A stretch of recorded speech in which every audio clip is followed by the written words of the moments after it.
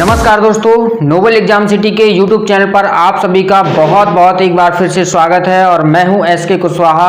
आज दोस्तों क्लास फिर से स्टार्ट करेंगे। यहां पर 13वीं क्लास है यहाँ पर, यानी कि यहाँ आज हम सीखेंगे प्रमाप विचलन। जैसा कि आप थंबनेल देखा होगा, प्रमाप विचलन सीखेंगे। यूपी ट्रिपल एससी के स्टैटिकल ऑफिसर का एग्जाम 2020 में जो होगा उसमें बहुत ही इंपॉर्टेंट क्वेश्चन इससे आने वाले इस टॉपिक से। ठीक है दोस्तों, तो हमने इसके पहले बहुत सारी चीजें आपने पढ़ ली हैं। क्वार्टाइल पढ़ लिया है एक बार, फिर परसेंटाइल पढ़ लिया है, डेसिलेस पढ़ लिया है, इनके जो है कोएफिशिएंट भी आपने पढ़ लिए हैं। ठीक है, पिछली वाली क्लास में हमने पढ़ा हुआ था माध्य विचलन। अब यहां पर जो हम पढ़ेंगे वो है प्रमाप विचलन अर्थात स्टैंडर्ड डेविएशन। ठीक है, चलिए तो क्लास स्टार्ट करने से पहले मैं हमेशा की तरह कहूंगा, यदि आपने अभी तक हमारे YouTube चैनल को सब्सक्राइब नहीं किया है तो सब्सक्राइब कर लीजिए और वीडियो को लाइक और शेयर जरूर करना है।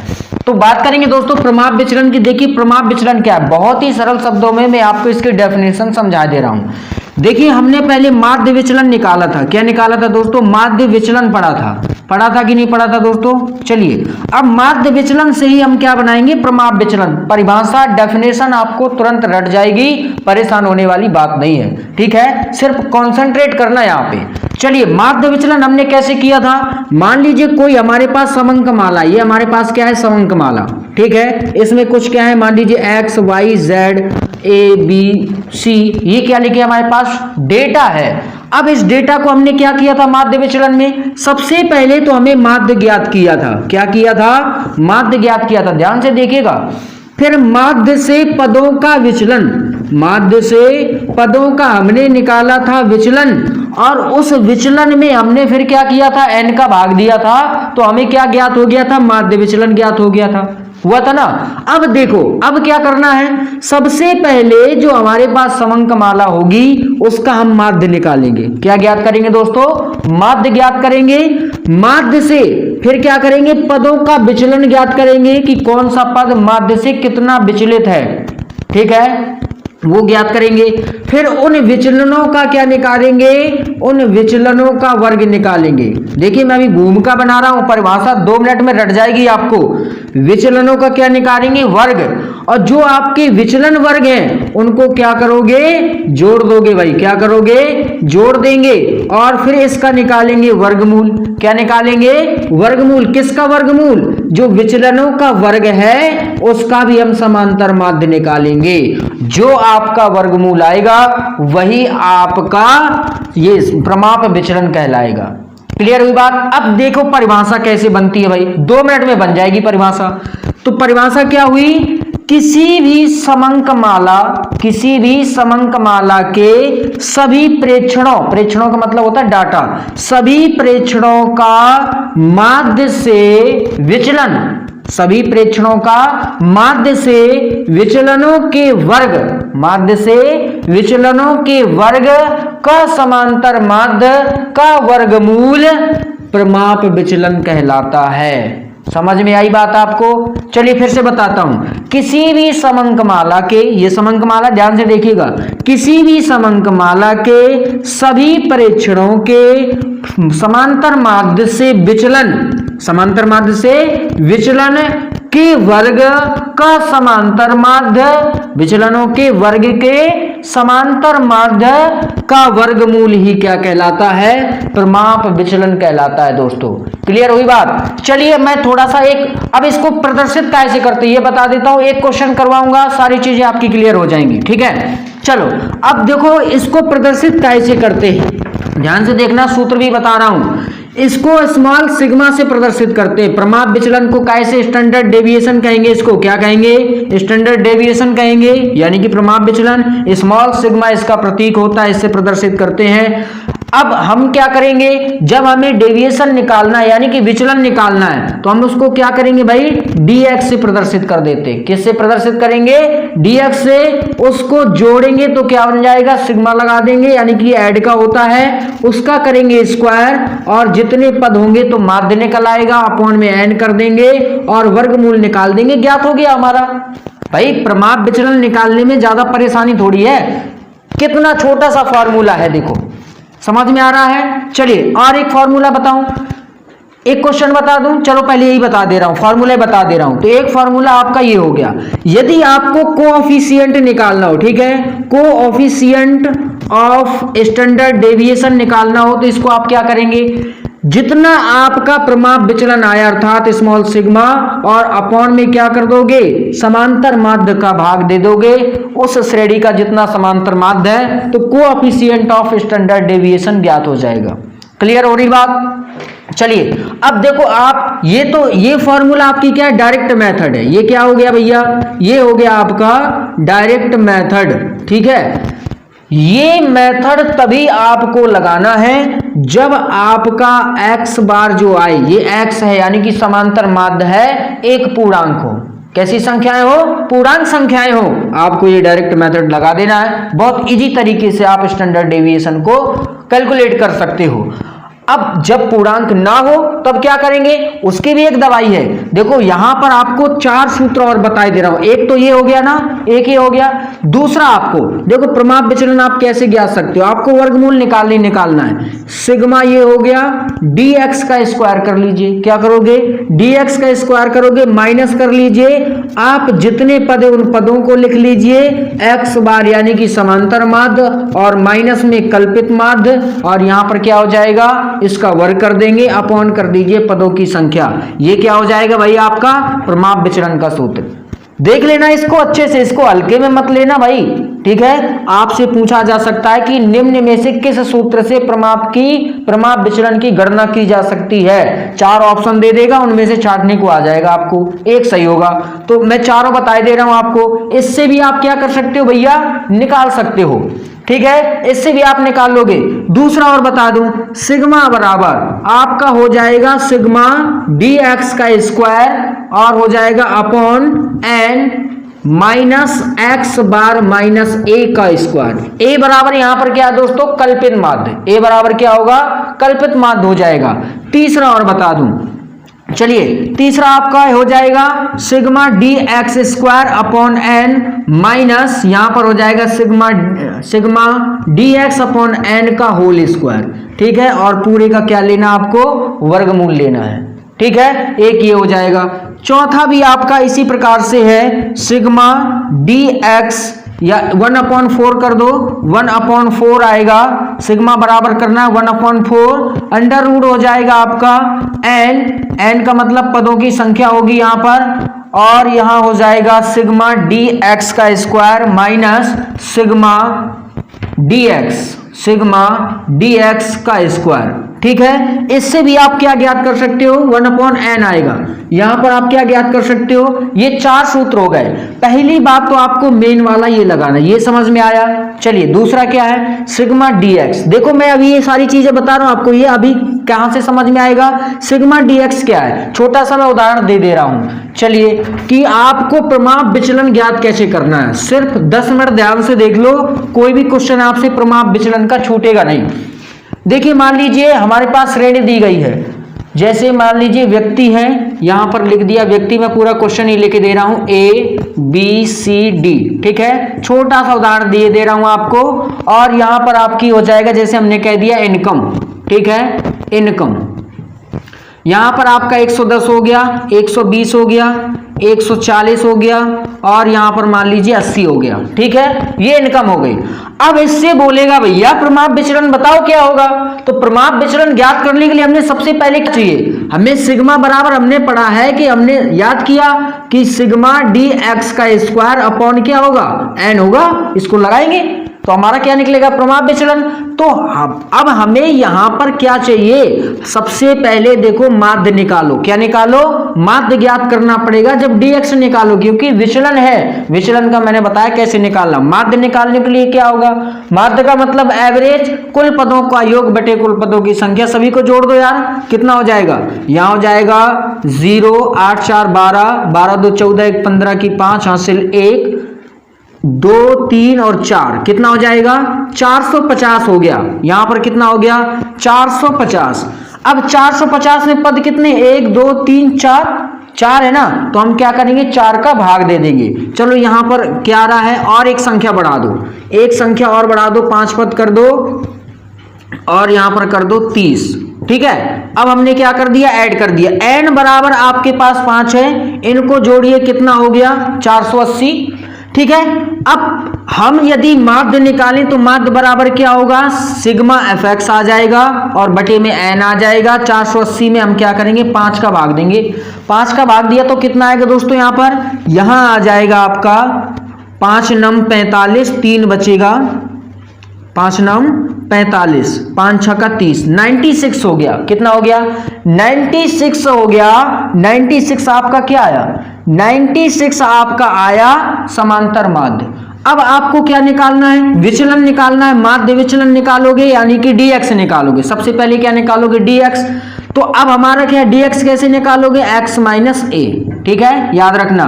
तो हम कहां से निकालेंगे, x हमारा आया है 96, इनका सिर्फ अंतर निकालना है। 110 में से क्या घटा लेंगे हम, 96। या आप ऐसा करो, 96 में से 96 में से क्या घटाओगे, सॉरी x में से इसको x बार को घटा दीजिए तो 96 घटाया, कितना बचेगा 14। यहां पर क्या लिख देंगे 14, 14 आ जाएगा। फिर 120 में से हम फिर 96 घटाएंगे। 120 में से हम क्या घटाएंगे, 96 घटाएंगे तो कितना बचेगा, यहां हो जाएगा 4 और या 10 2 12, कितना हो जाएगा 24 हो जाएगा। फिर इधर घटाएंगे 96 तो कितना हो जाएगा, 4 हो जाएगा और यहाँ 10 और 4 14, 44 हो जाएगा। फिर अब क्या करोगे, अब भाई 80 में 96 घटाओ, क्या करोगे 80 में 96 तो माइनस में आएगा ना, माइनस हमने क्या कर दिया 16 कर दिया। कितना किया, माइनस 16 कर दिया। अब क्या करोगे 30। अब यहां पर 96 में से भी क्या करना है, आपको 30 में से 96 घटाना है। 30 में से 96 घटा दीजिए तो कितना आ जाएगा, अब माइनस में आएगा, यहां रख दीजिए तो 6 हो जाएगा, 6 हो जाएगा तो कितना हो गया 66। अब यहां पर ये माइनस में आया। अब dx स्क्वायर निकालोगे भैया, क्या निकालोगे dx स्क्वायर। तो अब dx स्क्वायर का मतलब इसका हमें 24 का स्क्वायर यहां पर करना है, 24 का स्क्वायर। फिर क्या करोगे 44 का स्क्वायर कर दो, 44 का स्क्वायर हो गया। फिर यहां क्या करोगे माइनस 16 का स्क्वायर करोगे, फिर यहां माइनस 66 का स्क्वायर करोगे। ठीक है, ये क्या निकलेगा dx स्क्वायर, समझ में आ रही है। अब यहां क्या हो जाएगा, जो जोड़ोगे सिग्मा dx स्क्वायर कहलाएगा। जो इसको जोड़ोगे तो ये क्या कहलाएगा, सिग्मा dx स्क्वायर। ये इनको जोड़ोगे तो ये क्या कहलाएगा, सिग्मा dx कहलाएगा। ये जो वैल्यू आएगी काय की आएगी, dx की आएगी। अब हमें समांतर माध्य ज्ञात करना, तो कर लोगे कि नहीं कर लोगे, इसमें रख लेना है। जो dx स्क्वायर आएगा यहां का ऐड ऊपर रखना है, पदों की संख्या नीचे रखनी है, इसको सॉल्व कर देना, आपका आंसर आ जाएगा। ठीक है, ये उदाहरण के तौर पर मैंने बताया। जब डायरेक्ट मेथड यानी कि पूर्णांकों छोटी छोटी आपकी संख्याएं दी गई होंगी। क्लियर हुआ। चलिए अब एक क्वेश्चन करके बताते हैं, इसके बाद आगे बढ़ेंगे और भी चीजें बताऊंगा। ठीक है, चलिए एक क्वेश्चन हो जाए। चलिए दोस्तों ये क्वेश्चन है, ठीक है, कह रहा है कि निम्न आंकड़ा आपको दिया गया है, 10 व्यक्ति हैं, इनकी जो मासिक आय है निम्न प्रकार से रुपयों में दी गई है। आपको प्रमाप विचलन क्या पूछा है, प्रमाप विचलन और इसके बाद में प्रमाप विचलन गुणांक। ठीक है, coefficient of deviation, coefficient of standard deviation, ये आपको निकालने के लिए कहा गया है। देखिए बहुत सरल तरीके से समझिएगा इसको। सबसे पहले हम ज्ञात क्या करेंगे, मैंने जोड़ के पहले से रख लिया है कि सिग्मा एक्स की वैल्यू यानी कि इसकी वैल्यू जो एक्स की वैल्यू आएगी सभी को ऐड करके 1230 आएगी, एन की वैल्यू कितनी है 10। अब सबसे पहला काम हमारा क्या होगा दोस्तों, पहला काम है हमारा समांतर माध्य ज्ञात करना। ठीक है, चलिए हम इधर ज्ञात किए ले रहे हैं। माध्य बराबर क्या हो जाएगा, माध्य बराबर होता है कुल पदों का योग, अर्थात सिग्मा एक्स अपान हो जाएगा कुल पदों की संख्या यानी कि बटे में एन। अब सिग्मा एक्स बराबर इन सभी को जोड़ने से कितना आया 1230, हमने यहाँ 1230 कर दिया। ठीक है, अपॉन एन यानी कि 10 थे अपॉन 10 कर दिया। 123 जो आपका है ये 123 क्या हो गया एक्स बार, यानी कि समांतर माध्य की गणना हो गई। अब हम क्या करेंगे, समांतर माध्य हमारे पास आ गया। अब हम निकालेंगे समांतर माध्य से विचलन, समांतर माध्य से पद विचलन निकालेंगे भैया। क्या ज्ञात करेंगे, पद विचलन ज्ञात करेंगे, अर्थात dx। क्या ज्ञात करना है dx। dx को कैसे निकालना है, जो आपका x है, ठीक है ना, x में से क्या करना है, x बार को माइनस कर देना है। x में से क्या करोगे, x बार माइनस करोगे।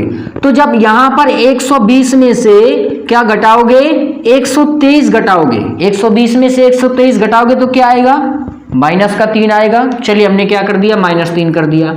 अब यहाँ क्या हुआ, एक यहां पर घटाइए 123 तो कितना आएगा, माइनस का 13 आएगा।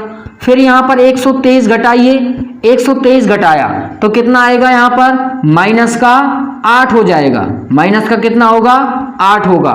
फिर यहां पर क्या करोगे, माइनस का 123 घटाइए तो कितना आएगा, माइनस का 1 आएगा।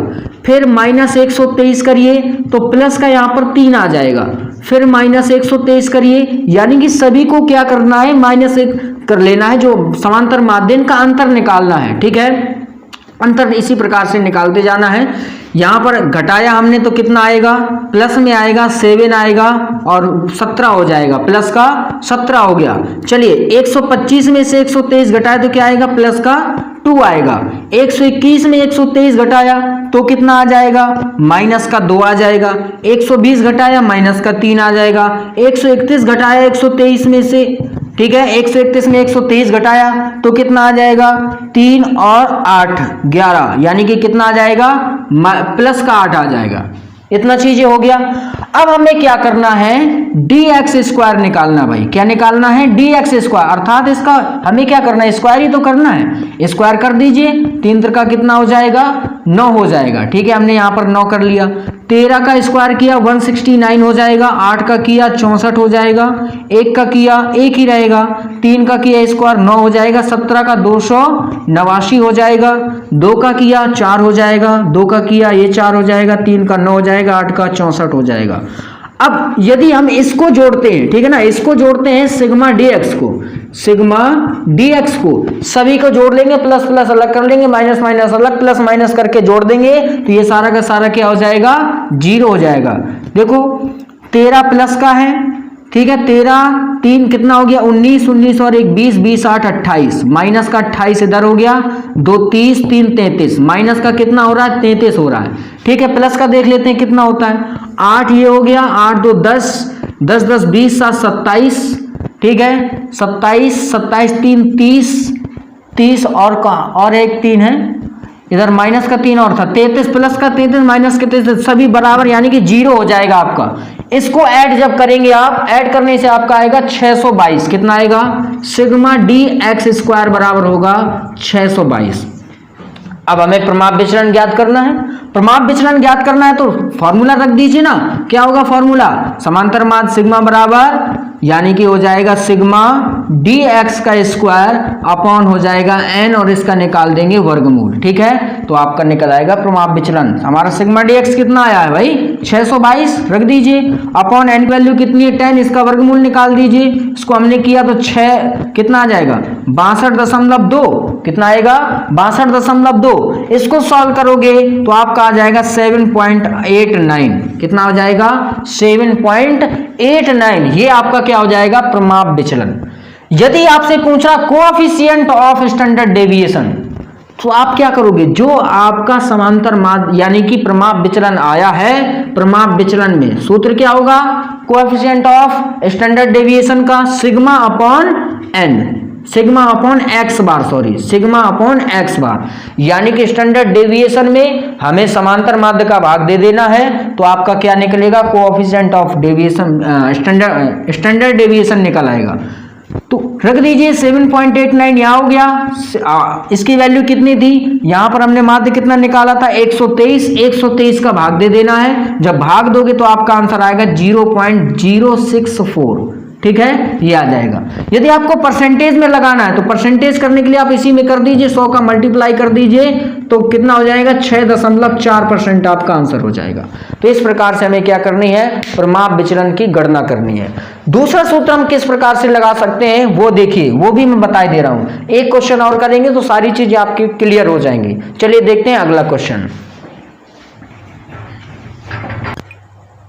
चलिए दोस्तों अगला क्वेश्चन है। अगले क्वेश्चन में हम अगले तरीके से करेंगे, अगला सूत्र लगाएंगे जो वो भी सिंपल होगा। देखिए आपका डेटा दिया गया है, कह रहा है कि आप कैलकुलेट करिए स्टैंडर्ड डेविएशन को, यानी कि प्रमाप विचलन, उसी को मानक विचलन भी कहते हैं।